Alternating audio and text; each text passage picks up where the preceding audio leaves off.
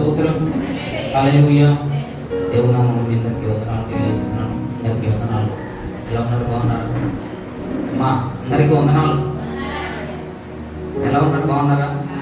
దేవుని మహాకృపను బట్టి మరొక ఆది వరకు ఆరాధనలో పాల్గొనే భాగ్యం దేవుడు మనకు అనుగ్రహించినారు. అందుని బట్టి దేవాది దేవునికి కృతజ్ఞతాస్తుతులు చెల్లిద్దాం. దేవునికి స్తోత్రం. హల్లెలూయా. అయితే వాక్య ధ్యానంలోనికి వెళ్దాం. అధ్యక్ష మండలం వారు మనకి ఇచ్చిన విద్య కలిగినటువంటి వారు సంఘంలో పనిముట్లుగా పాత్రలుగా వాడబడతారు. ఇప్పుడు వీరు తప్ప మిగతా అందరికీ చదవచ్చు, అంతే కదా? కాస్త కోస్తూ చదువుతున్నటువంటి వారు. అసలు విద్య ఎందుకు? మనిషికి చదువు ఎందుకు? జ్ఞానం రావడానికి. ఇంకా జ్ఞానం వస్తే ఏంటిది? ఒరిగేదేంటిది? నీ జ్ఞానం వచ్చింది, ఏమన్నా ఒరిగిందా? ఇంటికి జాబ్ వచ్చింది, ఆర్థిక ఇబ్బందులు తొలగిపోతాయి. ఇంకా చదువుకోవడం వల్ల వచ్చే ప్రయోజనాలు చెప్పండి, మీరు చెప్పండి. ఇది ఎలాగో బైబిల్లో ఉండవు కాబట్టి నేను బైబిల్లో చెప్పి బైబిల్ నుంచి చెప్తాను. చదువుకోవడం వలన వచ్చే ఉపయోగాలు ఏంటి?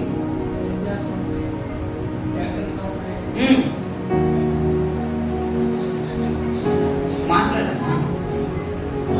Respect, okay. మర్యాద వస్తుంది. మర్యాద, గౌరవ మర్యాదలు సమాజంలో ఉంటాయి చదువుకుంటే. ఇంకా మాట్లాడడం వస్తుంది. ఇంకా చదువుకోవడం వల్ల ఉపయోగాలు ఏంటో కూడా తెలియదా? ఎందుకు మీ పిల్లలు బడికి పంపిస్తున్నారు? డబ్బులు వస్తాయి. చదువుకున్న వాళ్ళందరూ డబ్బులు తీసుకొని పెడుతున్నారా? పిహెచ్డీ చేసిన వాళ్ళు రోడ్ల మీద తిరుగుతున్నారు ఖాళీగా, ఉన్నారు లేదా? పిహెచ్డీ చేసిన వాళ్ళు ఉద్యోగాలు రాక రోడ్ల మీద తిరుగుతున్నారు పిచ్చోళ్ళు లాగా. ఉద్యోగం కోసం ఎదురు చూసి చూసి చూసి వాళ్ళకి ఉద్యోగం రాక త్రాగుబోతులై, దొంగలై, వ్యభిచారులై, గుర్తుపట్టలేనటువంటి పరిస్థితుల్లో రోడ్ల మీద అడుగుతూనే పిచ్చగాళ్ళలాగా ఉన్నారు. ఇప్పుడు చదువు వాళ్ళకి ఏమైనా ఉపయోగపడిందా? మరి ఇప్పుడు చదువుకోవడం వల్ల ఉపయోగం ఉందంటారా? ఉందంటారా? దేవునికి మహిమ కలుగును గాక. హల్లెలూయా. ఆ మాట ఏంటంటే చదువు ఎవరికైనా ఉపయోగపడుతుంది. చదువు ఎవరికైనా ఉపయోగపడుతుంది. బంగారము ఎవరికైనా ఇస్తే అది ఎవరికైనా ఉపయోగపడుతుందా? ఉపయోగపడదా?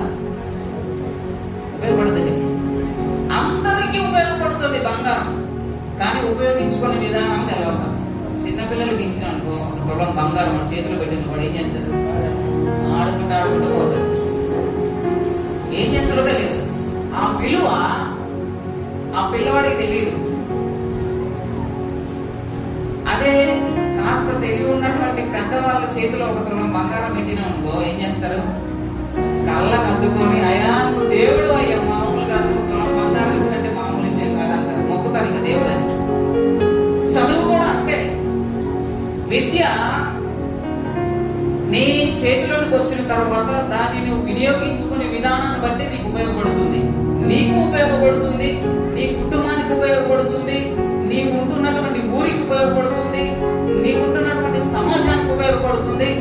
అతి ప్రాముఖ్యమైనది నువ్వు వెళ్తున్న సంఘానికి ఉపయోగపడుతుంది. ఇప్పుడు చెప్పండి, అంశం ఏంటిది?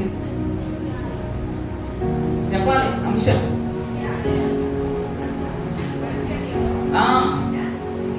పరిచర్యలో భాగమైనటువంటి విద్య. చదువుకున్నటువంటి వారు సంఘ పరిచర్యలో వారి భాగస్తులుగా ఉండాలి. మీ విద్య సంఘానికి ఉపయోగకరంగా ఉండాలి. ఎంతమంది మీ విద్యను సంఘంలో ఉపయోగిస్తున్నారో అది మీకే తెలియాలి. ఈ విద్య చదువుకోవడం వలన ఎన్నో ఉపయోగాలు ఉన్నాయి. ఆ ఉపయోగము సంఘానికి కూడా ఒక ప్రాముఖ్యమైనటువంటి విలువను ఈ చదువుకున్నటువంటి వారి ద్వారా సంఘానికి, దేవాది దేవునికి మహిమ తీస్తుంది. దేవునికి స్తోత్రం. హల్లెలూయా. సెప్టెంబర్ 5వ తారీఖు టీచర్స్ డే. అక్టోబర్ 5వ తారీఖు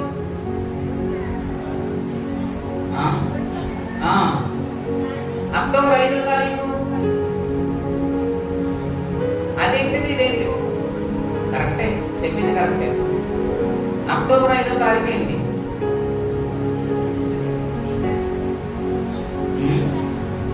ఇక్కడ చదువుకున్న వాళ్ళు బాగానే ఉన్నారు. అయితే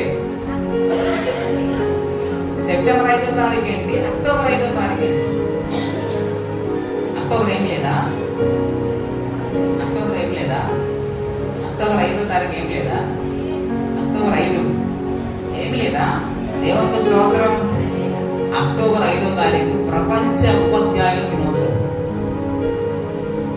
భారతదేశంలో ఉపాధ్యాయ దినోత్సవం ఎప్పుడంటే సెప్టెంబర్ 5వ తారీఖు. కావాలంటే గూగుల్ కొట్టుకోవచ్చు. అక్టోబర్ 5వ తారీఖు ప్రపంచ ఉపాధ్యాయుల దినోత్సవము. సెప్టెంబర్ 5వ తారీఖు భారతదేశం మాత్రమే ఉపాధ్యాయుల దినోత్సవం. ఎందుకు సెప్టెంబర్ 5వ తారీఖును భారతదేశంలో ఉపాధ్యాయుల దినోత్సవం ఎందుకు జరుపుకుంటున్నారు అని అంటే సర్వేపల్లి రాధాకృష్ణ గారి పుట్టినరోజు. దేవునికి స్తోత్రం. రైట్. అందుకొరకు ఆయన జన్మదినాన్ని ఉపాధ్యాయ దినోత్సవంగా జరుపుకుంటున్నారు. మీరు ఉపాధ్యాయ దినోత్సవం జరుపుకున్నారా? మీ గురువులకి చెప్పారా?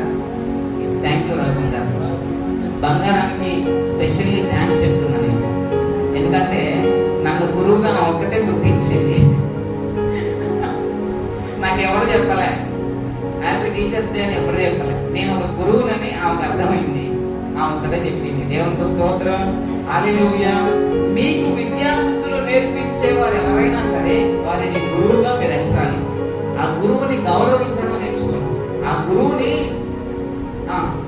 గురువుని మర్యాద పూర్వకంగా పలకరించడం నేర్చుకోండి. అదే విద్య వినయం ఇస్తుంది. విద్య లేనటువంటి వాడు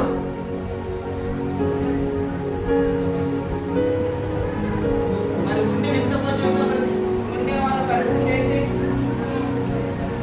వాళ్ళనే వాడాలి. రైట్. దేవునికి స్తోత్రం. కాబట్టి విద్య అనేది మనల్ని ఆర్థికంగా ఆశీర్వదించేది. విద్య అనేది మన సమాజాన్ని బాగు చేసేది. విద్య అనేది మన తెలివితేటల్ని అభివృద్ధి చేసేది. విద్య అనేది మన జీవితాన్ని మార్చేసేదే విద్య. దేవునికి స్తోత్రం. హల్లెలూయా. చూడండి, ఇప్పుడు విద్య వచ్చింది కాబట్టి అందరి చేతుల్లో స్మార్ట్ ఫోన్లు ఉన్నాయి. కొంతమంది విద్య రాకపోయినా నడుస్తుంది, అలా నడిపించుకుంటున్నారు.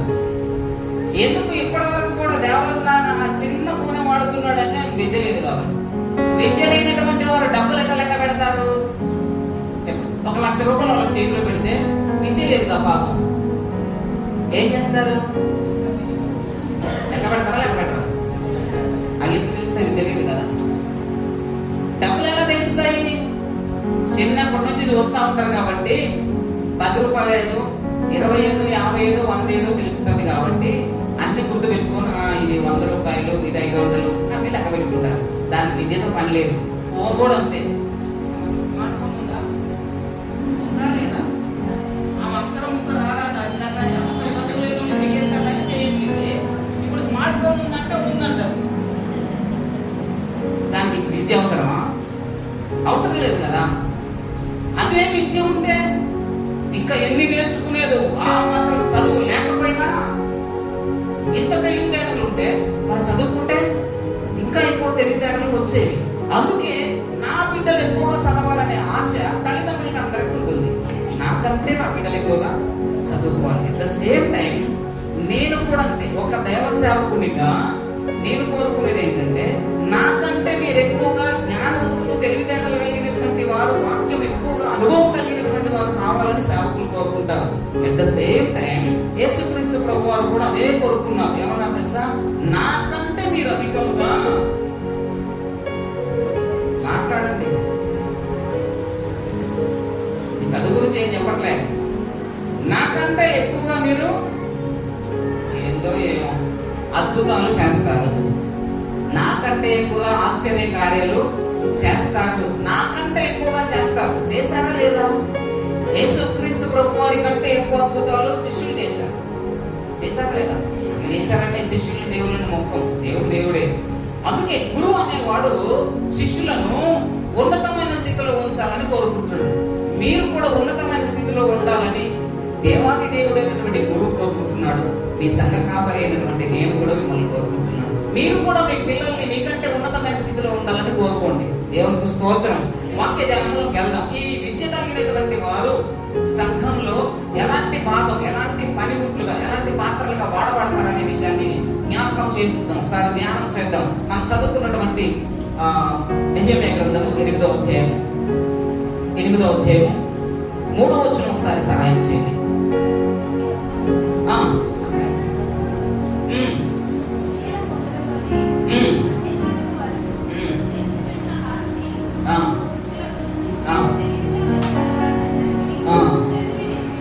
చదివి వినిపించుచు 3వ వచనం 5వ వచనం ఒకసారి చూడండి.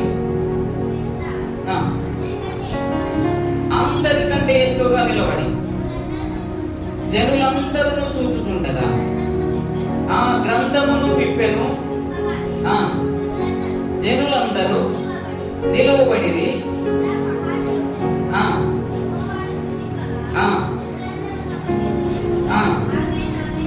దేవుడికి స్తోత్రం. విద్య కలిగినటువంటి వారు చేసే పనేంటి?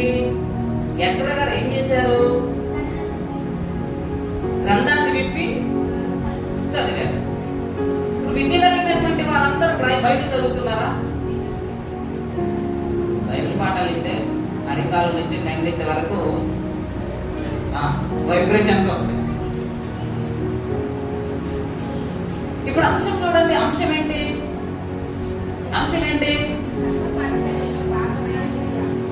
సంఘ పరిచర్యలో భాగమైన విద్య. నువ్వు ఎందుకు చదువుకున్నావు? నువ్వు బాగుపడ్డానికి చదువుకున్నావు. మరి ఎందుకు గుడికి వస్తున్నావు? దేవుని ఆశీర్వాదాలు, దీవెనలు పొందుకోవడానికి వస్తున్నావు. మరి చదువు దీనికి దేవునికి ఏమైనా ఉపయోగపడుతుందా? ఉపయోగిస్తున్నారా అని దేవుడు అడుగుతున్నాడు. ఎజ్రా ఆయన శాస్త్రి, అట్ ద సేమ్ టైం యాజకుడు. ఆయన గ్రంథాన్ని చూడండి. విద్య కనీసం మినిమం సెన్స్ అంటారు. విద్య కలిగినటువంటి వారు మినిమం సెన్స్ కలిగి ఉంటారు. ఈ రోజుల్లో అసలు విద్య లేకపోయినా కామన్ సెన్స్ ఎక్కువగా కలిగినటువంటి వారు చాలా మంది ఉన్నారు లేదా? చూడండి, ఆ గ్రంథాన్ని అప్పట్లో చదువుకున్నటువంటి వారు ఎంత జ్ఞానం కలిగి ఉండేవారంటే ఇప్పుడు అంత సీన్ లేదు ఎవరికి. చదువుకున్నప్పుడట, చదువుకోలేనప్పుడట కాకరకాయ అన్నాడట. చదువు ఎక్కువైనాక నాలుక వంకర తిరిగి, మూతి వంకర తిరిగిపోయిందట. అరే ఏమైందన్న? చదువుకున్నప్పుడు మంచిగా కాకరకాయ అన్నమాట, ఇప్పుడు స్టైల్ పెరిగిపోయింది, దాని అర్థం మారిపోయింది. అందుకే చదువుకున్న వాళ్ళకంటే వాళ్ళు మేలాట. ఎందుకు? చదువుకోకపోయిన వాళ్ళకి తెలివి, జ్ఞానం ఉంది. ఇప్పుడు మన పరిస్థితి ఏంటంటే, ఎజ్రా గారు బైబిల్ తెరవగానే ఏం చేశారట? వాళ్ళంతా నిలవబడ్డారట. దయచేసి అందరూ నిలబడదామనంటే ఒక్కరు కూడా లెక్క లేదు, పత్రం లేదు. ఆ రోజు ఎజ్రా గారు బైబిల్ తీయగానే అందరూ లేచి నిలబడ్డారట. లేచి నిలబడి అక్కడ వాక్యం చదువుతూ ఉంటే వారందరూ ఏమన్నారట? చేతులెత్తి. విద్య కలిగినటువంటి వారు ఇలా వింటారు. కనీసం విద్య లేనటువంటి వారికైనా మినిమం సెన్స్ ఉంటుంది. ఇప్పుడు సంఘంలో భాగమైనటువంటి విద్య, నువ్వు సంఘానికి వచ్చినప్పుడు కనీసం విద్య కలిగి ఎంతో కొంత డబ్బులు లెక్క పెట్టగలిగినటువంటి విద్య నీకుందే. మరి ఈ మాటలు ఎందుకు అర్థం కావట్లేదు నీకు? విద్య సంఘంలో ఒక భాగమై ఉన్నది కదా. ఏం చేయాలి? చదవగలిగినటువంటి వారు చదవాలి, వినగలిగినటువంటి వారు వినాలి.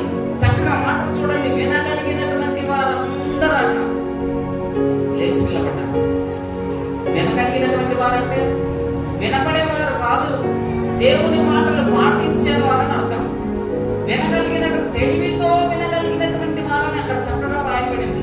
తెలివితో వినగలిగినటువంటి వారందరూ లేచి నిలబడ్డారు. ఆ గ్రంథం చదువుతున్నప్పుడు చేతులెత్తి ఆమేన్ ఆమేన్ అన్నారు. ఇప్పుడు చేతులెత్తి దేవుని స్తుతించండి అంటే ఏందో కొత్త అన్ని పెట్టి చేతులెత్తుడట, మరి ఆమేన్ అంటే ఇది ఎక్కడదో అని అన్నారు. మా సొంత మాటలు కాదు నేను చెప్పేది, బైబిల్ గ్రంథంలోని. అంతేనా? కొత్త ఏమన్నా? చేతులెత్తి ఆమేన్ చెప్పండి.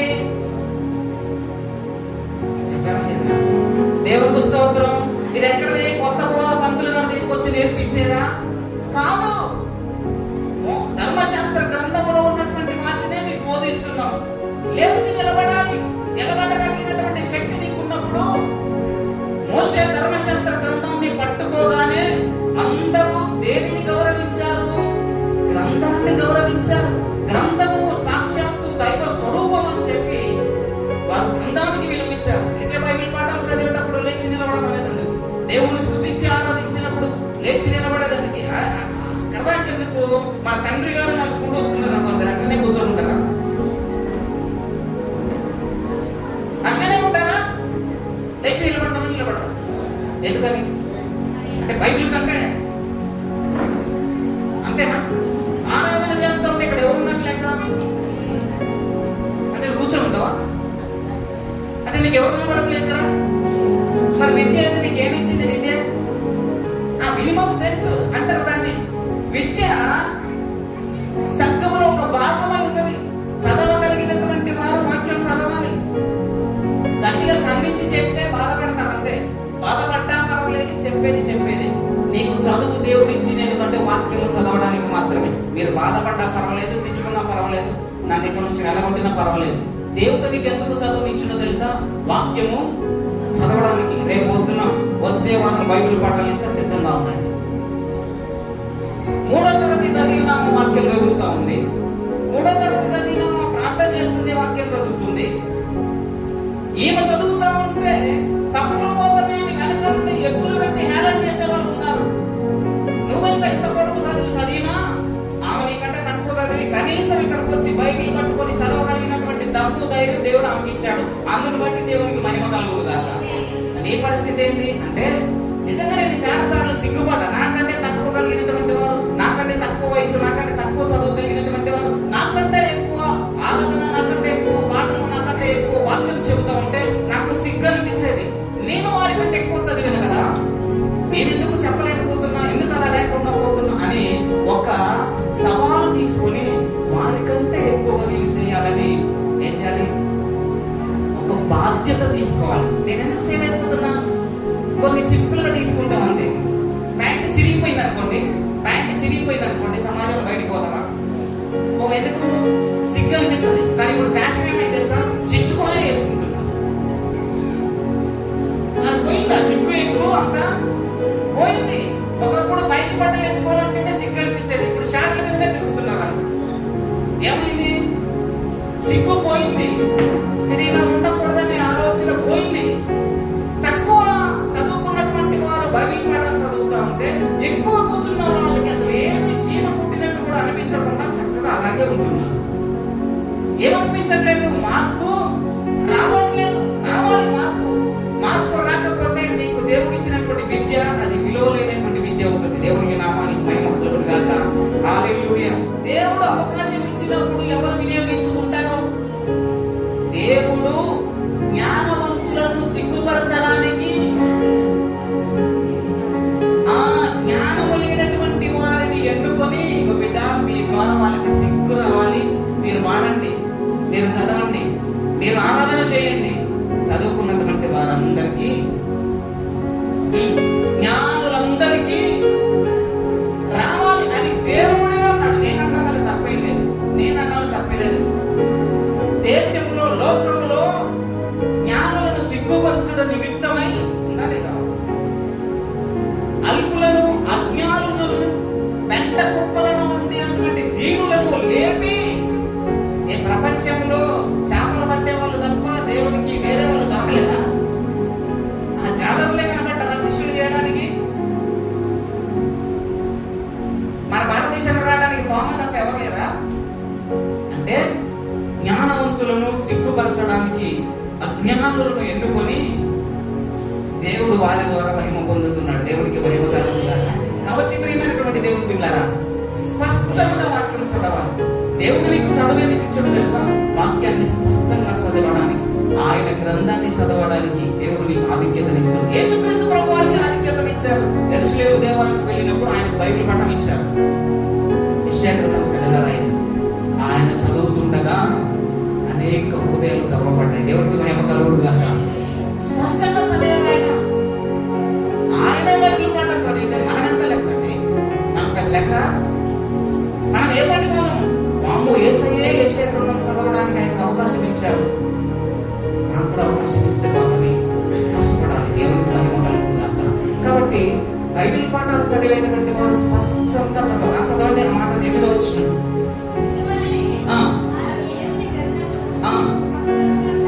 స్పష్టముగా చదివి వినిపించి జనులు బాగుగా గ్రహించినట్లు దానికి అర్థం చెప్పారట. ఎవరు చెప్పారు? సేవకులు చెబితే పర్వాలేదు, కానీ సంఘములో భాగమైనటువంటి విద్య చదువుకున్నటువంటి వారు సంఘములో వాక్యాన్ని అర్థం చెప్పగలిగినటువంటి జ్ఞానము మీరు సంపాదించుకోవాలి. ఎవరు సంపాదించుకోవాలి? ఎలాగో మాకు ట్రైనింగ్ ఇస్తారు, మాకు తరబేతి ఇచ్చి పంపిస్తారు, మీకు కాబట్టి మీరు మాట్లాడతారంటారా? మీరే చేయాలి. వాక్యాన్ని చదవాలి, స్పష్టంగా చదవడం నేర్చుకోవాలి. దాని అర్థము చదువుకున్నటువంటి వారికి చెప్పగలిగినటువంటి స్థాయికి రావాలి. ఎవరు చెప్తారు? అర్థం ఎవరు చెప్తారు? చదువుకున్న చెప్తారా? చదువులేని వాళ్ళు చెప్తారా? చదువుకున్న వాళ్ళే చెప్తారు, చదువులేని వాళ్ళు చెప్పకుంటే నాకు తెలుసు అంటారు. ఇప్పుడు నీకు చదువు బైబిల్లో వాక్యానికి అర్థం చెప్పగలిగినటువంటి ఆ స్థాయి నీకుందా? చదవడానికే మనకు సమయం ఉండదు. కనుక సంఘములో విద్య కలిగినటువంటి వారు బైబిల్ పాఠాలు స్పష్టంగా చదవాలి. చదివి దాని అర్థం కూడా చెప్పగలిగినటువంటి స్థాయి విద్య కలిగినటువంటి వారు సంఘంలో అవసరం, ఒక భాగము.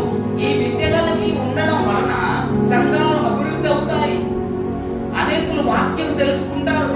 ఎన్ని దినాలు వాక్యం గురించి అంత లోతుగా అర్థం చేసుకోలేనటువంటి పరిస్థితి ఎదురైంది.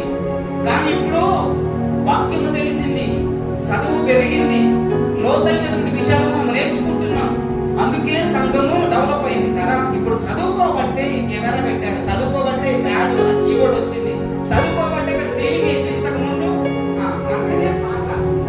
దానికి రంగు కాగితాలు అంటించి అంతేనా, గట్టిగా వర్షం వచ్చిందంటే అది వేసిపోయి మరలా తినలేని పరిస్థితి ఉంది. ఇప్పుడు ఎందుకు ఇంత టెక్నాలజీ ఎందుకు పెరిగింది? దేవుని మధ్య ఇంత అభివృద్ధి ఎలా అయింది?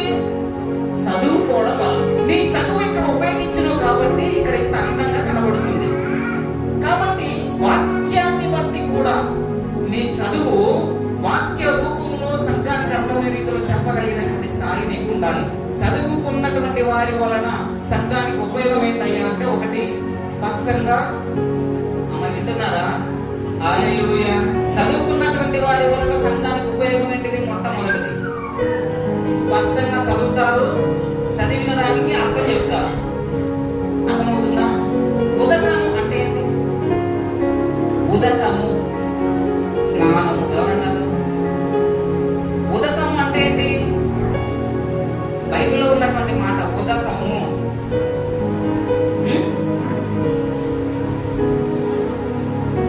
ఉదకము అంటే ఏంటి? ఉదకము అంటే నీరు, వాటర్.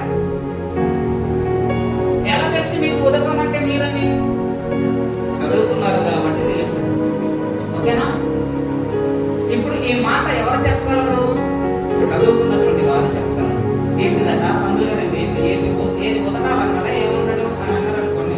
ఉదకం కాదమ్మా, ఉదకము అని చెప్పాలి. దాన్ని స్పష్టంగా పలికి ఉదకము అనగా నీరు అని చెప్పాలి. అంతేనా? కాబట్టి ప్రియమైన దేవుని పిల్లలారా, చదువుకున్నటువంటి వారి వలన సంఘానికి స్పష్టంగా వాక్యము చదవడం. ఇందాక వాక్యం చదివారు కదా, వారు విషాదపరిచిది. విషాద అంటే విషాద అంటే విషాదం అంటే వివరించడం, విషాదం అంటే బాధ. ఇప్పుడు ఏమైంది? శాఖ దీర్ఘం ఇచ్చేసరికి ఏమైంది? ఉన్న అర్థం కూడింది. అవునా కదా? ఇప్పుడు చదువుకున్నటువంటి వారు ఎలా చదవాలి? స్పష్టముగా చదవాలి. చదవబడినటువంటి వాక్యాన్ని వివరించాలి. ఆ వివరణ కలిగినటువంటి వారు, వివరణ ఇచ్చేటువంటి వారు సంఘములో ఉంటే సంఘము అన్ని విషయాలలో అభివృద్ధి అవుతుంది. అందుకే చదువుకున్న వారు మందిరంలో ఉండాలని, చదువుకున్నటువంటి వారు మందిరానికి అవసరం. చదువుకున్న వాళ్ళు ఉండబట్టే ఈ మైకులో వింటున్నారు.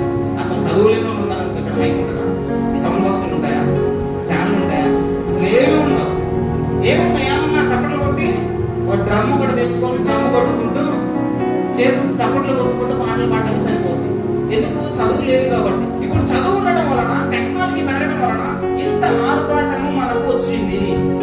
ఈ చదువు ద్వారా దేవునికి మహిమ తీసుకొస్తున్నాం. ఇప్పుడు చదువుకున్నారు కాబట్టి ఈ టెక్నాలజీ వాటిని దేవుడు వాడుకుంటున్నాడు కాబట్టి ఈ విధంగా దేవుడిని ఆరాధించడానికి దేవుడు కృపనిచ్చాడు. దేవుడికి స్తోత్రం.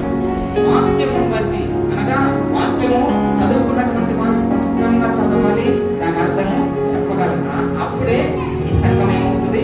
అభివృద్ధి అవుతుంది. రెండో మాటగా నేను జ్ఞాపకం చేస్తాను. చదువుకున్నటువంటి అపోస్తుల కార్యములు 18వ అధ్యాయం 24వ వచనం ఒకసారి చూడండి. 18:24.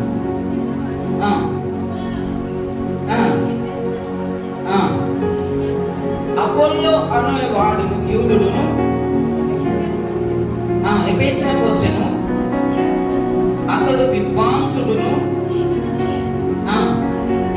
లేఖనములందు ప్రవీణుడై. చూసారా, ఆయన యెరూషలేముకు వచ్చాడట. ఎక్కడి నుంచి? యూదా నుంచి. ఎవరైనా? అపోల్లో అనే వ్యక్తి. ఆయన లేఖనముల విద్వాంసుడు.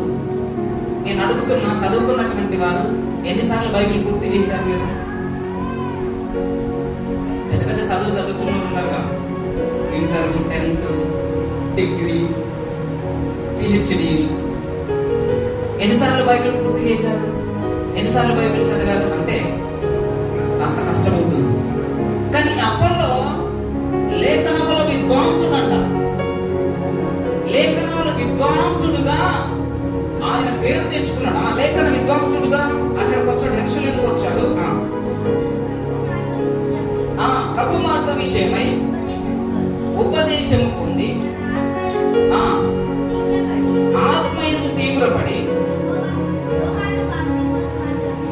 తెలుసుకొనిన వాడైనను యేసుని కూర్చున్నటువంటి సంగతులు వివరముగా వివరంగా బోధించేవాడట. వాక్యాన్ని బాగా చదివి అర్థం చేసుకొని ఒక్కొక్కసారి అయ్యగారు రానటువంటి పరిస్థితుల్లో నిలబడి వాక్యం చెప్పగలిగినటువంటి విద్వాంసుడుగా ఈ అపోల్లో ఉన్నాడు.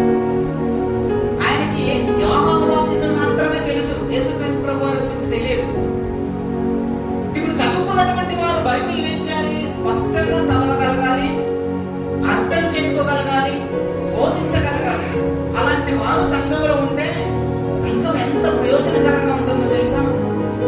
ఎంత ప్రయోజనకరం అంటే ఈయన విద్వాంసుడుగా ఉండి యేసుక్రీస్తు ప్రభువారి గురించి బోధించే ఆ స్థాయికి ఆ అపోల్లో ఎదిగాడని. చూడండి 28వ వచనం చూడండి, 25వ వచనం చూడండి మరొకసారి.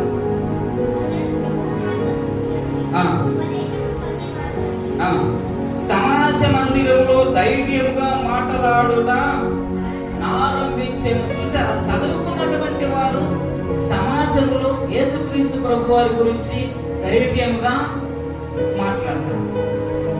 ఎందుకు? బైబిల్ ఇలా ఉందా లేదా? ఇప్పుడు అసలు చదువులేని వాళ్ళు నిజంగా యేసు ప్రభువారు లేచిందమ్మా, లేచిందా, నిజంగా లేచిందా అని అడిగితే నేను చదువుకున్నాను, దిగిపోతున్నా, ప్రార్థన చేస్తున్నా, వస్తానండి. నాకు రోగం వచ్చినప్పుడు మా అయ్యగారు ప్రార్థన చేస్తాను, తగ్గిపోతుంది, అంతే తప్ప ఎక్కువ మాట్లాడితే బాగోదంట. నాకేం తెలియదు, నేను అసలు చదువుకోలేను, మంది ఇదే అది ఏమి లేదంటారు. ధైర్యంగా మాట్లాడతారా? ధైర్యంగా మాట్లాడేది ఎవరు? ఏమో మాట్లాడాలి? లేఖనాలు తెలుసుకోండి. నిజంగా యేసుక్రీస్తు ప్రభువుని చేశాడా లేకపోతే, నిజంగా ఆయన దేవుడా కాదా? ఆయన గురించి ఎవరైనా వ్యతిరేకంగా మాట్లాడితే సమాజంలో ధైర్యంగా నిలబడి మా దేవుడు గొప్ప దేవుడని చెప్పగలిగినటువంటి ధైర్యము చదువుకున్నటువంటి వారికి ఉండాలి. ఎలా వస్తుంది? లేఖనాలు చదివితే కదా, ఆ లేఖనాలు అర్థం చేసుకుంటే కదా, లేఖన సారాంశం తెలుసుకొని అవసరమైతే సమాజంలో నిలబడి రాజ్యాంగం తెలుసా నీకు? రాజ్యాంగంలో మత స్వాతంత్ర హక్కు ఉంది నీకు తెలుసా? వాక్ స్వాతంత్ర హక్కు ఉంది నీకు తెలుసా? నీకు అభ్యంతరకరంగా ఉంటే కేసు పెట్టుకోవాలి. రూల్ ప్రకారంగా మమ్మల్ని అరెస్ట్ చేస్తారు, మేము ఎవరైనా కచ్చలడగడానికి అని ధైర్యంగా మాట్లాడగలిగింది. అప్పుడు ఈ మాట్లాడినటువంటి వ్యక్తితో ఆత్మ ఉంచుకుని వెళ్ళిపోయాడు. ఎవరి వల్ల వెళ్ళిపోయాడు? చదువుకున్నటువంటి వాడి వలన, ధైర్యంగా మాట్లాడడం వలన. అర్థమవుతుందా? ఇప్పుడు చదువుకున్నటువంటి వారి వలన సంఘానికి ఉపయోగం ఏంటయ్యా అంటే సమాజంలో నిలబడి ధైర్యంగా దేవుని వాక్యాన్ని ప్రకటించగలుగుతారు. కాబట్టి చదువుకున్నటువంటి వారు కావాలి. చదువుకున్నటువంటి వారు కావాలంటే వచ్చి కూర్చోవడం కాదు. ఏం చేయాలి? వాక్యాలు చదవాలి, వాక్యాన్ని అర్థం చేసుకోవాలి, పరిస్థితులను బట్టి ధైర్యంగా మాట్లాడగలిగినటువంటి దేవుని శక్తిని పొందుకోవాలి. దేవునికి మహిమ కలుగును గాక. వాక్యం తెలిసినటువంటి వారు ధైర్యంగా మాట్లాడతారు, అంతేనా? చదువుకున్నటువంటి వారు ధైర్యంగా మాట్లాడతారు, దాని అర్థం తెలిసినటువంటి వారు ధైర్యంగా మాట్లాడతారు, దాని లోతులు తెలుసుకోగలిగినటువంటి వారు ధైర్యంగా మాట్లాడతారు, అంతేనా కదా? వాళ్ళని ఫోన్ ఖరాబ్ అయింది, పాడైందంటే వాడెక్కడో పాడు చేసుకుని వచ్చి ఏం ఫోన్ ఇచ్చినవయ్యా అని అంటే దాని గురించి మీకు పుట్టు పూర్వత్రాలు మొత్తం తెలుసు కాబట్టి పిచ్చి మాటలు మాట్లాడకు, ఇది ఫోన్ ఇంతే, నువ్వు తప్పు చేసుకుని వచ్చి ఇక్కడ అంటే మాట్లాడితే ఇక్కడ కుదరదు, మాకు దాని గురించి తెలుసు కాబట్టి మేము దానికి సమాధానం చెప్తాం, నీకేం తెలుసా అంటాం అని అంటారు మీరు. అవునా కదా? దాని గురించి తెలుసు కాబట్టి. తెలుసుకోకపోతే ఏమో నాకు తెలియదు, మా ఓనర్ ఆయనకే తెలుసు, నాకు తెలియదు అంటే మరి నువ్వు పెట్టుకుని ఉండదు. నేను పెట్టుకున్నది ఎందుకు? దాని పుట్టుపూర్వకం అసలు ఎప్పుడు దాన్ని ప్రారంభించారు, దాంట్లో ఉన్న కెపాసిటీ ఏంటిది, అది ఎంతవరకు వాడతారు, దాంట్లో ఉన్న లోపాలు ఏంటిది, ఎలాంటి ప్రాబ్లమ్స్ వస్తాయి, ఎన్ని రోజులకు వస్తాయి అనే విషయాలన్నీ క్షుణ్ణంగా మీరు తెలుసుకున్న తర్వాత దాన్ని సేలింగ్కి ఇస్తారు. ముందు ఒక ఫోన్ లాంచ్ అవుతుందంటే దాని గురించి పూర్తి డీటెయిల్స్ మీకు చెప్తారు, దాన్ని తెలుసుకుంటేనే దాన్ని నమ్ముతారు. At the same time Bible గురించి తెలుసుకున్న తర్వాత మందిరానికి వచ్చి ధైర్యంగా ప్రకటించే ఉన్నారా? బోధిస్తా ఉంటే ఏం బోధించినా వింటాం, కాసేపు నిద్రపోయి ఉంటాం, కాసేపు లేచి ఉంటాం, కాసేపు మధ్యలో వచ్చి ఉంటాం, అవసరమైతే మధ్యలో వెళ్ళిపోతాం. ఇక మనకు దాని గురించి ఏం తెలుస్తుంది? ఇప్పుడు చదువుకున్నటువంటి వారు సమాజంలో ధైర్యంగా మాట్లాడతారు కాబట్టి ఈ చదువుకున్నటువంటి వారి వలన సంఘానికి ఎంతో ప్రయోజనము ఉంది. 28వ వచనం ఒకసారి చూడండి. 28వ వచనం, యేసుక్రీస్తు లేఖనముల ద్వారా అతడు విశదపరచి దుష్టాంతపరచి యూదుల వాదమును బహిరంగముగాను గట్టిగాను. అది చదువుకున్న వాళ్ళు చెప్పేది ఏంటంటే ఎప్పుడన్నా మీ పంతులు గారు బయట ప్రార్థన చేస్తా ఉంటే పట్టుకొని వచ్చి తగ్గారు ఉంటుంది, మీరేం చేస్తారు? మరి ఎందుకు పోయారా దానికి? ఒక్కడే వాళ్ళు నన్ను ఏమన్నా పెట్టుకోకపోతే ఉండే వాళ్ళంతా వాడిని ఏమన్నా 2 సరిచాడు పట్టుకోబెడదా అంటారు. ఇప్పుడు ఇక్కడ తెలిసింది ఏంటంటే అంతే, కొట్టిలోని మళ్ళీ మీరు కొట్టడమే. కానీ చదువుకున్నటువంటి వారు అలా చేయరు. ఇంకొక సమాజంలో ఒక మంచి ఎగ్జాంపుల్ చెప్పనా? అనవసరంగా చేయి చేసుకున్నాం అనుకో, కేసు పెడితే ఎవరిది తప్పు అవుతాయి? వాస్తవంగా వాడిదే తప్పు, కానీ మనం చేయి చేసుకోవడం వల్ల తప్పు ఎవరిది అవుతుంది? మనదే అవుతుంది. జ్ఞానం కలిగినటువంటి వారు ఏం చేస్తారు? చేయి చేసుకోరు. ఏం చేస్తారు? చిన్నగా వెళ్ళి కంప్లైంట్ ఇస్తారు అంతే. ఇప్పుడు చేయి చేసుకున్నటువంటి వాడి మీద యాక్షన్ అధికంగా ఉంటుంది, అవునా కదా? ఇప్పుడు మనం ఏం చేస్తామంటే మన వీధికి వచ్చినటువంటి వారిని తిరిగి రోజు మనం కొడతాం. ఇది చదువుకున్నటువంటి వాళ్ళ లక్షణాలు కాదు. ఏం చేస్తారు తెలుసా? బహిరంగముగా ఖండితముగా ఖండించి గద్దించి వాక్యాన్ని ప్రకటిస్తారు. ఎవరన్నా దాడి చేస్తే ఏం చెప్పాలి? వాక్యాన్ని వివరణ చెప్పాలి. ఇది ప్రపంచవ్యాప్తంగా అన్ని దేశాల ఆమోదం ప్రకారంగా విడుదలైనటువంటి పరిశుద్ధ గ్రంథము. దీనిని ఆపడానికి ఎవరి వలన కూడా కాదు. ఇది ప్రభుత్వం వారే దీనిని ఆమోదించి విడుదల చేశారు కాబట్టి దీన్ని ప్రచురించొద్దు అనడానికి నీకు అధికారం లేదని గట్టిగా ఖండించి చెప్పగలిగినటువంటి ధైర్యం ఎవరికి ఉంటుందా అంటే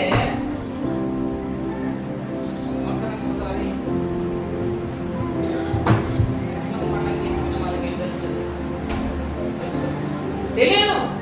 ఇప్పుడు సంఘములో చదువుకున్నటువంటి వారి వలన ఉపయోగం ఏంటయ్యా అంటే వాక్యాన్ని బహిరంగంగాను చదవండి, గట్టిగాను ఖండితముగాను ఖండించి బోధిస్తారు. అలాంటి వారు సంఘానికి కావాలి. అలా వాక్యం ఉందా లేదనేది పరిశీలించాల్సినటువంటి బాధ్యత ఎవరి మీద ఉంది? ఎవరి మీద ఉంది? సంఘము మీద. సంఘములో చదువుకున్నటువంటి వారి మీద ఉంటుంది. దేవునికి స్తోత్రం. కాబట్టి ప్రియమైనటువంటి దేవుని పిల్లలారా, వాక్యాన్ని స్పష్టంగా చదవడం, దాని అర్థం నేర్చుకోండి చదువుకున్నటువంటి వారు.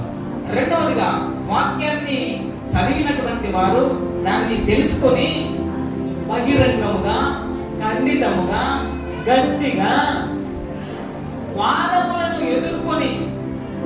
కాబట్టి ప్రియమైన దేవుని బిడ్డలారా, చదువుకున్నటువంటి వారి వలన ఉపయోగం ఏంటంటే, సేవకుడు సువార్త ప్రకటించడానికి వెళ్తా ఉంటే యవనస్తులు వెనకాల రావాలి.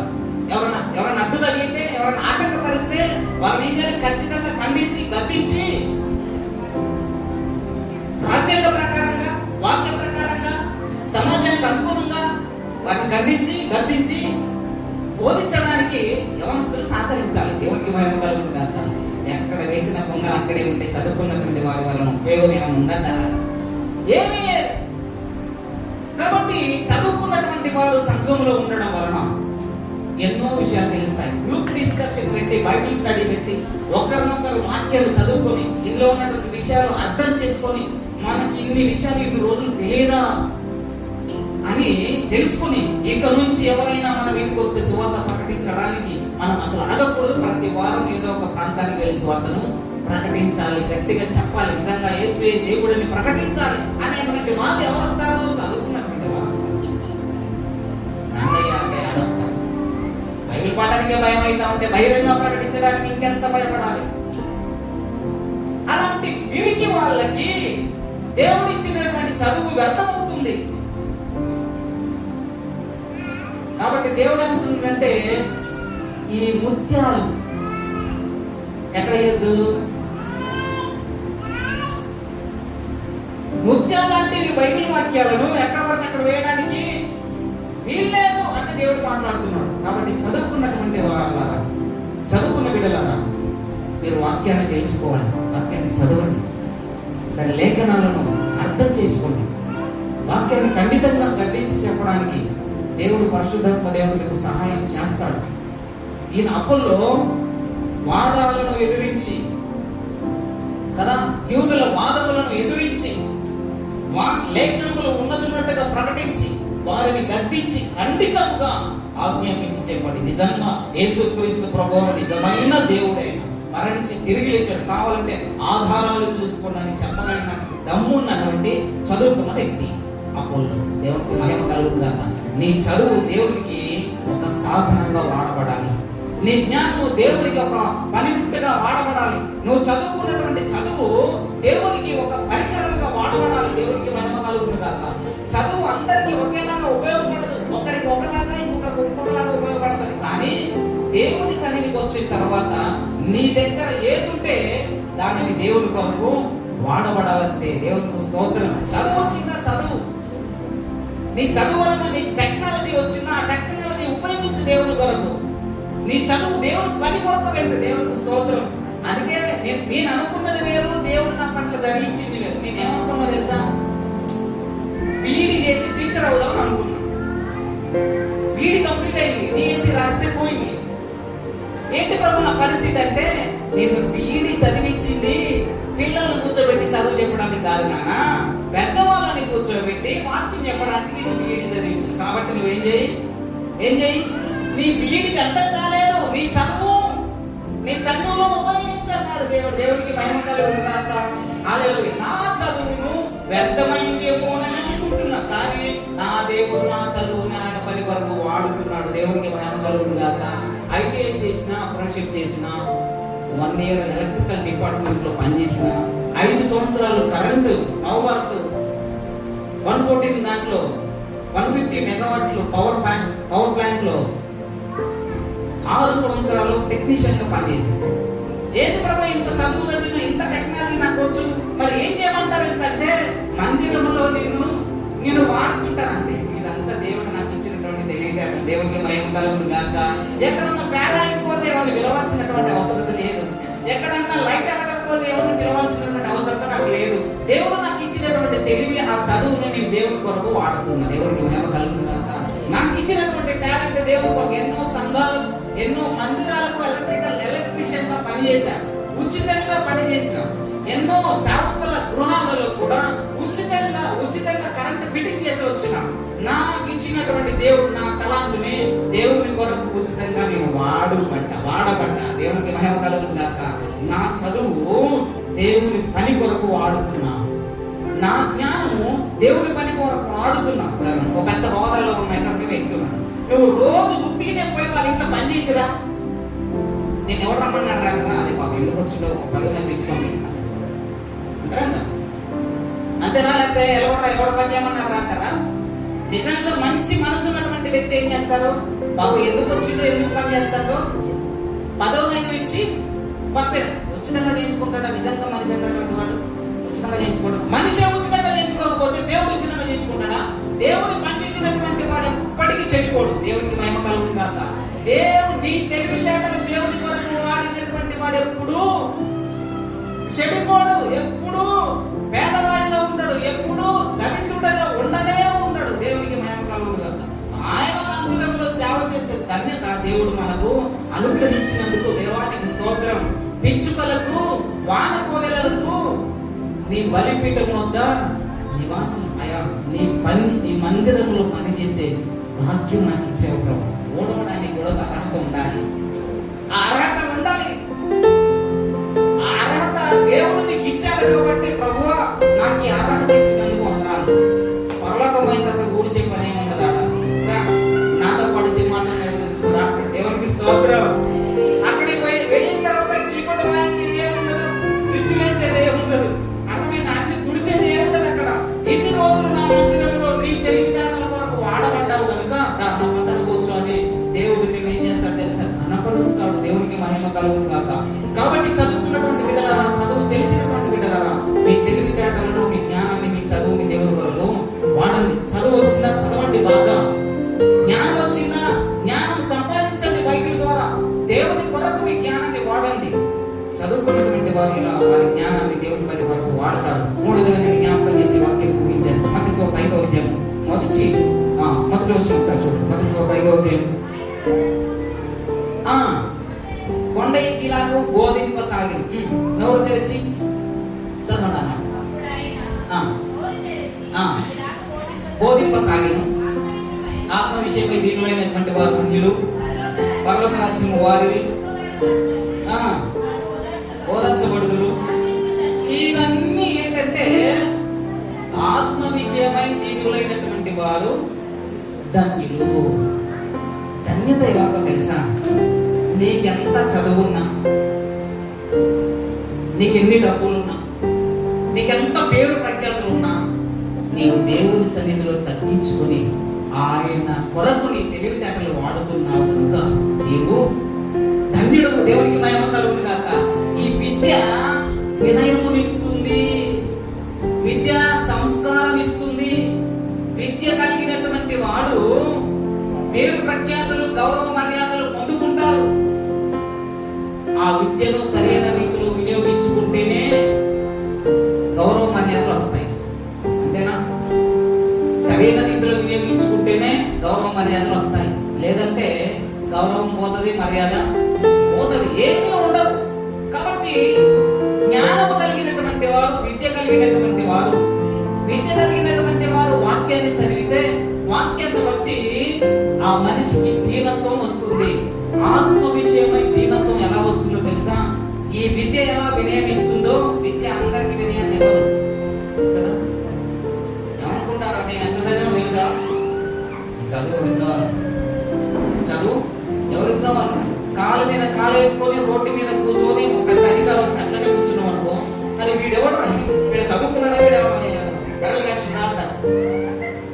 వేస్తారు. వారు పిహెచ్డీ చేసింది, వాడు మొక్కం చదివి కనీసం వేసి మర్యాద కూడా ఇవ్వడం చేత కాదు అని అంటారు. ఇప్పుడు విద్య అసలు వినయం ఇచ్చిందా? సంస్కారం ఇచ్చిందా?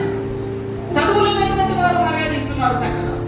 చదువు లేనటువంటి వారు చక్కగా మర్యాద ఇస్తున్నారు. నిజంగా మనకి ఇది ఇప్పుడు అడుగుతుంది. 3 వారాలు చదువుతున్నాం. మనకి ఎక్కడున్నా 2 చేతులు పెట్టేది. మరి ఎక్కడ గుర్తుపట్టిద్దో ఏమో. మరి ఎక్కడున్నా 2 చేతులు వందనాలు పెట్టేది. ఎన్నిసార్లు అనుకుంటే అన్నిసార్లు పెట్టింది. ఎందుకని అన్నిసార్లు పెట్టాల్సిన అవసరం ఏముంది? అన్నిసార్లు పెట్టాల్సిన అవసరం ఏముంది అంటే పెద్దోడు కాకపోయినా ఒక గురువుగా ఉన్నాడు కాబట్టి ఆ మనసులో ఉన్నటువంటి ఆలోచన ఏంటంటే గౌరవించాలి. ఎవరికి చదువు లేకపోయినా, విద్య లేకపోయినా, తెలివితేటం లేకపోయినా ఒక చిన్న కామన్ సెన్స్ ఉంది. ఏంటది? చెప్పాలని కామన్ సెన్స్. విద్య అవసరం లేదు కదా. మరి విద్య కలిగినటువంటి వారికి ఇంకెంత కామన్ సెన్స్ ఉండాలి? చాలా ఉండాలి. ఆ చాలా ఉండేదే దేవునిలో పెట్టినవనుకో నువ్వు ధన్యుడు. దేవునికి మహిమ కలుగును గాక. ఆత్మ విషయమై దీనులైనటువంటి వారు ధన్యులు. ఇక ఈ లక్షణాలన్నీ చదువుకున్నటువంటి వాడికి వస్తాయి. చదువుకున్నటువంటి వాడు బైబిల్ చదివితే ఈ లక్షణాలు వస్తాయి, వాడు ధన్యులుగా ఉంటాడు. ఇప్పుడు చదవండి ఆ మాటలు. ఆత్మ విషయమై దీనులైనటువంటి వారు ధన్యులు. రైట్. పరలోక రాజ్యం వారికి చదువుకున్నది కాదు. ఈ చదువుకున్నటువంటి వాడు బైబిల్ చదివి బైబిల్లో నుంచి ఆత్మీయ విషయాన్ని నేర్చుకొని తగ్గించుకున్నటువంటి వాడు ధన్యుడు. వాడికి పరలోక రాజ్యం. చదువుకోవాలవుతా? ఖచ్చితంగా చదువుకోవాలి. ఒత్తిగా బయట చదువుకుంటే సరిపోదు. బయట చదువుకున్నటువంటి వాడు ఖచ్చితంగా బైబిల్ని చదవాలి. చదువుకున్నటువంటి వాడు అర్థం చేసుకోవాలి. అర్థం చేసుకున్నటువంటి వాడు ఏం చేయాలి? ఆచరించాలి. ఆచరించే విధానం ఎలా ఉంటుందంటే ఆత్మీయతలో తగ్గింపు ఉంటుంది. నువ్వు ఎంత చదువు చదివినవా నీ ముఖంలో చెప్పాల్సిన అవసరం లేదు. నువ్వు కూర్చొనే విధానంలో చెప్పాల్సినటువంటి అవసరం లేదు.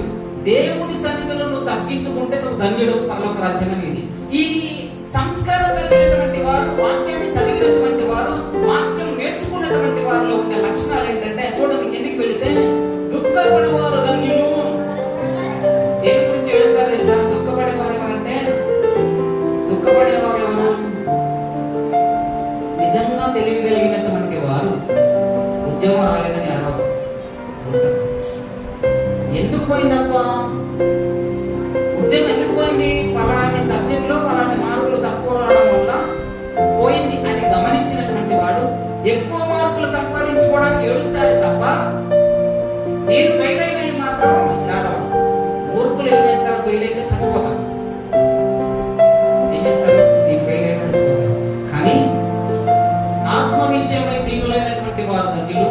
దుఃఖపడేవారు ఓదార్చబడుతుంది. దుఃఖపడువారు ధన్యులు వారు. ఎవరు ఓదార్చుతారో తెలుసా? ఆత్మ విషయమై దుఃఖపడుతూ ఉంటే ఆత్మీయులైనటువంటి వారు ఓదారుస్తారు. ఏ విషయంలో దుఃఖపడాలో తెలుసా? ఏ విషయంలో దుఃఖపడాలి? ఒక దాని గురించి ప్రార్థన చేసినప్పుడు అది జరగలేదని మనం ఏడుస్తామే, కానీ ఎందుకు జరగలేదో ఆ జరగకపోవడానికి గల కారణం ఏంటో దానిని బట్టి ఏడ్చేటువంటి వారు దేవుని చేత ఓదార్చబడుతుంది. అర్థమవుతుందా? ఎగ్జాంపుల్, దావీదు మహారాజు కొడుకు కోసం ఏడ్చాడు. కొడుకు చచ్చిపోయాడు. ఏడ్చిందా? ఎందుకు ఏడ్చిందో తెలుసా? తర్వాత ఎందుకు ఏడ్చిందో తెలుసా?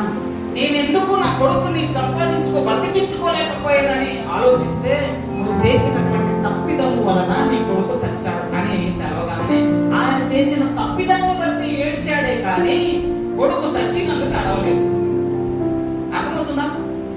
ఇప్పుడు జ్ఞానవంతులైనటువంటి వారు, విద్యావంతులైనటువంటి వారు, వివేకం కలిగినటువంటి వారు దేని గురించి ఏడవాలి?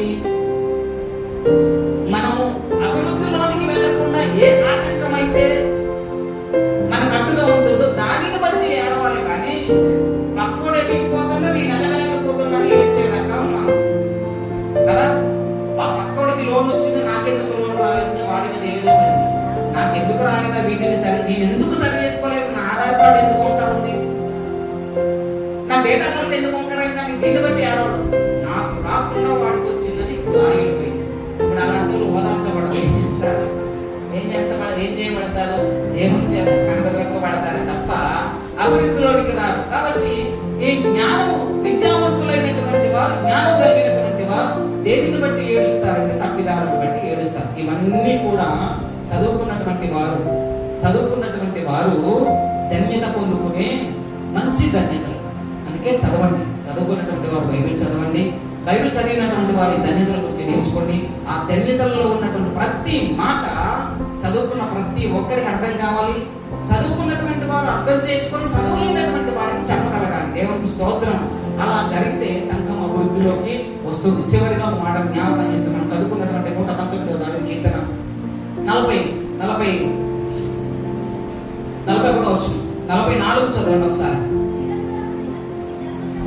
రైట్. ఇప్పుడు చదువుకున్నటువంటి వారు చేయాల్సినటువంటి ప్రార్థన ఏంటో తెలుసా? చదువుకున్నటువంటి వారు జాగ్రత్తగా వినండి. దావీదు మహారాజు గారు అంటున్నారు, ఏమంటున్నారంటే 44 వచ్చింది. నిరంతరము నీ ధర్మశాస్త్రాన్ని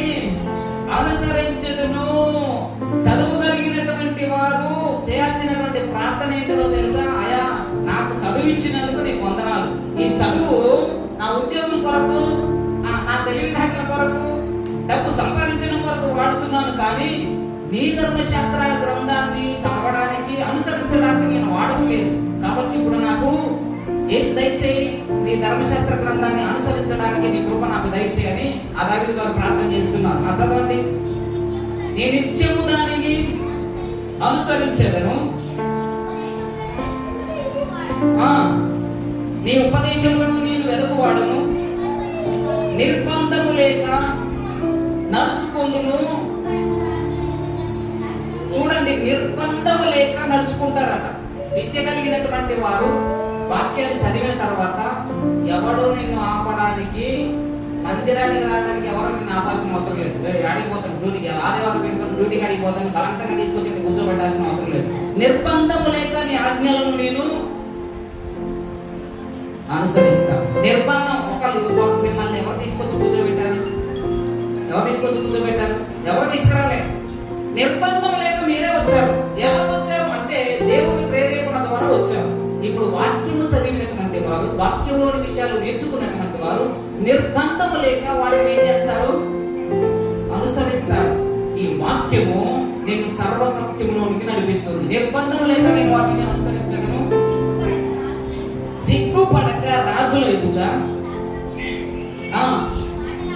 చూసారా, పెద్దోళ్ళ దగ్గర సిగ్గుపడకుండా వాక్యం చెప్తారు. ఎవరు?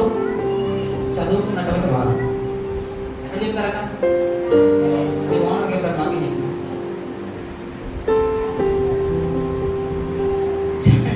ఎవడో చెప్తారా? వాక్యాన్ని అనుసరించే వారు ఏం చేస్తారా? చదువుకున్నటువంటి వారు వాక్యాన్ని చదువుతారు. వాక్యాన్ని చదివినటువంటి వారు జ్ఞానం పొందుకుంటారు. జ్ఞానం పొందినటువంటి వారు నిర్బంధం లేక దానిని నడుచుకోవడానికి ఇష్టపడతారు. రాజుల ఎదుట సిగ్గుపడకుండా, ఇగో మా దేవుడు ఖచ్చితంగా ఆదివారము ఆయన సన్నిధిలో ఉండమని చెప్పాడు అని రాజుల ఎదుట సిగ్గుపడకుండా చెప్పగలుగుతారట. ఇప్పుడు ఇంత చదువుకున్నా ఇంకా సిగ్గెందుకు అని అంటే, ఇంకా సిగ్గెందుకు అని అంటే సరైన విధంగా వాక్యాన్ని చదవడం లేదు. అంటే నీ చదువు వాక్యాన్ని చదవడానికి ఉపయోగపడట్లేదు. నువ్వు చదువుకున్న అక్కాలు, నువ్వు చదువుకున్న తలకడ దీర్ఘాలు, గురింతాలు, ఒత్తులు వాక్యం చదవడానికి ఉపయోగపడట్లేదు. అందుకే రాజుల ఎదుట వాక్యం గురించి చెప్పడానికి నీకు సిగ్గు అనిపిస్తుంది. నువ్వు చదువుకున్నటువంటి ఆ గురింతాలు, ఒత్తులు, పొల్లులు అన్ని వాక్యములో కనుక నువ్వు వాటిని అన్వయించి చదువుకోగలిగితే, వాక్యాన్ని చదవగలిగితే అప్పుడు నిర్బంధము లేక వాక్యాన్ని కైకొంటావు. రాజుల ఎదుట సిగ్గుపడకుండా ఆయన శాసనములను గూర్చి బోధిస్తారు. చదవండి. నీ ఆజ్ఞలను బట్టి సంతోషిస్తాను, నీ ఆజ్ఞలను బట్టి నేను హర్షించదను. అవి నాకు ప్రియములు, నాకు ప్రియముగా ఉన్న నీ ఆజ్ఞలతో నా చేతులు ఎత్తెదను.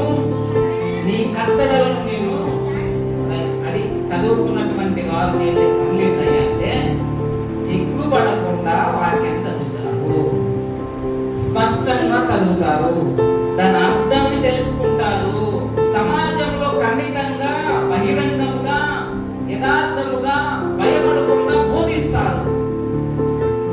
ఇంకా నిర్బంధము లేక నీ కట్టడలను నేను అనుసరిస్తా. ఎవరు బలంగా పెట్టాల్సిన అవసరం లేదు. ఆదివారం గుడికి రమ్మని బలంతంగా తీసుకొచ్చి కూర్చోబెట్టాల్సిన అవసరం లేదు. చదువుకున్నటువంటి వారే మందిరాన్ని వదిలిపెట్టి వెళ్తూ ఉంటే చదువులేనటువంటి వారి పరిస్థితి ఏంటి చెప్పండి. చదువుకున్నటువంటి వారే ఆత్మీయులకు ఎక్కువ వర్ధిల్లాలి. చదువుకున్నటువంటి వారే ఆరాధనలు ఎక్కువగా ఉండాలి. చదువుకున్నటువంటి వారే ఉపవాస ప్రార్థనలో, కనీటి ప్రార్థనలో, వేకువజామున ప్రార్థనలో ఎక్కువగా ఉండాలి. వాళ్ళే లేకపోతే చదువులేనటువంటి వారు ఏముంటారు? వాళ్ళకి ఏమర్థమవుతుంది? కష్టం వచ్చినప్పుడు పడిపోతారు, మళ్ళీ సంతోషం వచ్చినప్పుడు లేస్తారు. అదే చదువుకున్నటువంటి వారు ఏం చేస్తారు? కష్టం వచ్చినప్పుడు ఎలా ఉండాలి కదా, అప్పు కావాలి అర్జెంటుగా. చదువుకున్నారు కాబట్టి వెంటనే ఏం చేస్తారు? క్రెడిట్ కార్డు నుంచి అప్పు తీసుకుంటారు. పాపం వీళ్ళకే తెలిసి అప్పు అంటే ఏ ఇంటి కార్డు ఎక్కడో అప్పు చేయడానికి ప్రయత్నం చేస్తారు. కానీ పైసా ఖర్చు లేకుండా ఏదైనా వస్తువు కొనుక్కోవాలి. చదువుకున్న వాళ్ళు వాళ్ళ తెలివితేటలైతే వస్తువు కొనుక్కోవాలి. ఏం చేస్తారు? రూపాయి కట్టకుండా 0 డౌన్ పేమెంట్ ద్వారా వస్తువులు తెచ్చుకుంటారు. ఎక్కడిది తెలివితేటలు? చదువుకోబట్టి వచ్చినాయి. అదే తెలివితేటలు బైబిల్లో కనుక వాడితే చేతిలో పెడితే సిగ్గుపడకుండా దేవుని మాటలు ప్రకటిస్తారు, నిర్బంధం లేకుండా గుడికి వస్తారు, రాజుల ఎదుట ఆయన గురించి తెలియజెప్తారు. అప్పుడు సంఘం ఎందుకు అభివృద్ధిలోకి రాదు? సంఘము ఖచ్చితంగా అభివృద్ధిలోకి వస్తుంది. కాబట్టి మన చదువు ఆయన కొరకు వాడబడాలి, మన తెలివితేటలు ఆయన కొరకు వాడబడాలి, మన జ్ఞానము ఆయన కొరకు వాడబడాలి. అలాంటి కృప దేవాది దేవుడు మనకు అందరికి అనుగ్రహించుకుంటాక ఆమె ప్రార్థించుకున్న మహోన్నతుడ జీవం కలిగిన యేసయ్య విధమైన పొందనములు విద్య సంఘములో ఒక భాగమైనది. విద్య ద్వారా మేము అనేక విషయాలు నేర్చుకోగలుగుతాం. అలాంటి కృపను ఇచ్చినందుకు వందనాలు. బిడ్డలందరినీ, చదువుకున్న బిడ్డలందరినీ మీరు వాడుకుంటున్న విధానాన్ని బట్టి వందనాలు, స్తోత్రాలు చెల్లిస్తూ బిడ్డలందరినీ దీవించి ఆస్వాదించి బలపరిచి మహిమ గ్రంథ ప్రభావం పొందుకుంటారని యేసయ్య శక్తి కలిగిన నామములో అడుగుతున్నాము.